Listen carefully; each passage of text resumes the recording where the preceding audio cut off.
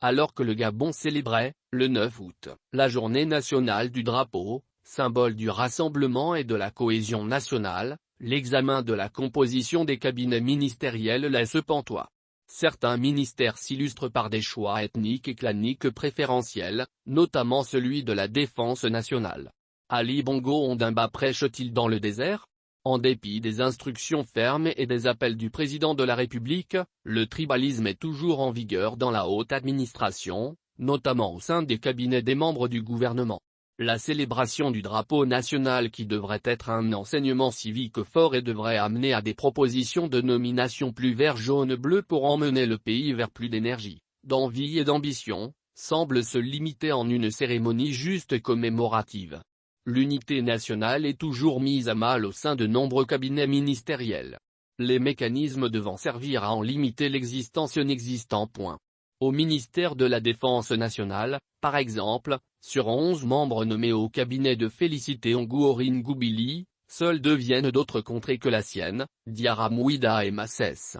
Du directeur de cabinet, Alandji, au chargé d'études, Oko Ampiga, en passant par les conseillers, Landouaille, le conseiller financier, ainsi que les 4 conseillers techniques que sont Ossié Otuna, Ambadou Abouna, Landjiga, Opaa, et les chargés de mission, Ansélé et Ampassi, tous viennent de la même province du sud-est du pays.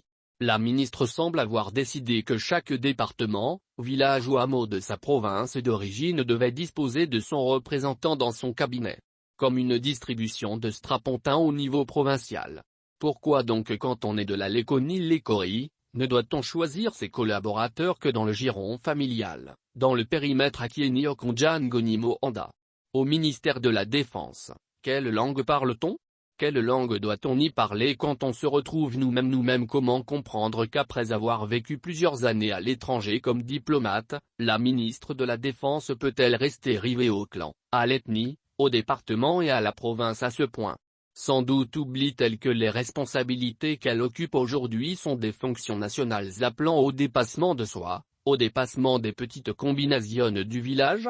Sans doute oublie-t-elle également que le vivre ensemble est la véritable respiration du pays tout entier. En tout cas, le drapeau national, symbole de la cohésion sociale, n'a pas été pris en compte. L'ancien ambassadeur du Gabon à Bruxelles et Genève n'a pas été très sport avec les autres cadres du pays qui auraient pu servir à son cabinet. Un cabinet d'ouverture est-il si compliqué à composer? Que craint-on?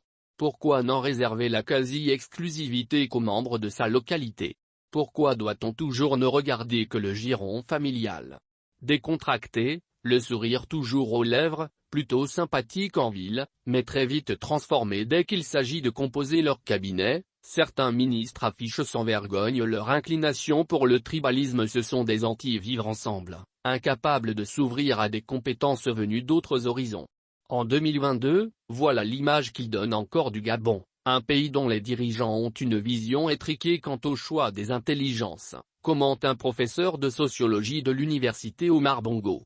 Le chemin vers un réel vivre ensemble est vraisemblablement semé d'embûches.